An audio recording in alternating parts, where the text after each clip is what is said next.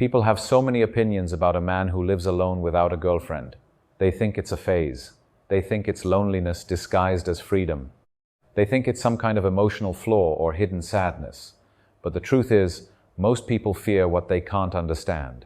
And a man who genuinely stands alone is one of the rarest things in this world.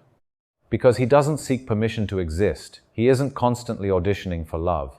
He doesn't need a relationship to validate who he is. His home becomes a fortress, not a prison. His silence becomes a teacher, not a punishment. And it doesn't happen overnight. It's a slow transformation that begins the moment he stops running from himself. When you live alone, you start facing parts of yourself you've ignored for years. There's no one there to distract you from your own thoughts, no one to numb the discomfort, no one to blame for your habits or your fear or your lack of direction.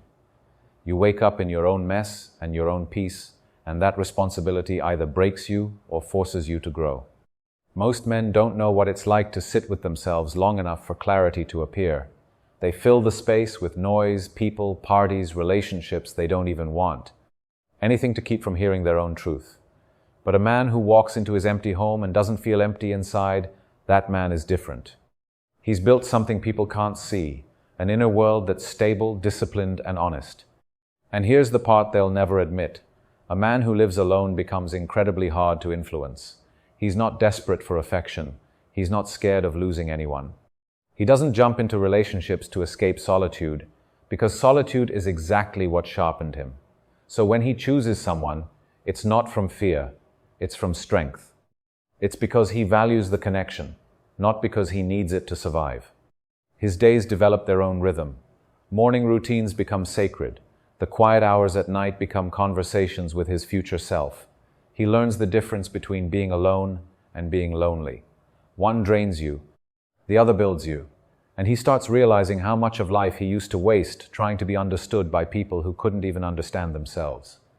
There's a power in a man who stops apologizing for his solitude. He stops explaining why he's single. He stops answering questions about when he'll settle down, because deep down he knows he already has, just not in the way they expect. He's settled into his purpose, his peace, his discipline, his vision. Women notice this. Men notice this. The world notices this. They can feel that his energy isn't coming from distraction, but from depth, from self-respect, from a mind that has been forged in quiet, not chaos. And that kind of man doesn't look for love. Love finds him, because stability, clarity, and self-control are impossible to ignore. A man who lives alone without a girlfriend isn't unfinished. He's unhurried. He isn't incomplete. He's uncompromised. He isn't hiding from life. He's preparing for it on his terms, at his pace, without diluting himself to fit someone else's idea of a timeline. The world sees a man living alone and thinks something must be missing, but the truth is, he's removing everything that was never meant to stay. And once he understands the strength that comes from standing on his own foundation, he'll never fear solitude again. Because the man who can face himself without flinching is the man who eventually becomes someone impossible to replace. In the end, a man who learns to live alone realizes something the world never teaches. Solitude doesn't make you hard to love, it makes you impossible to forget. Because once you build yourself in the silence, no one you meet afterward ever gets the power to break you again.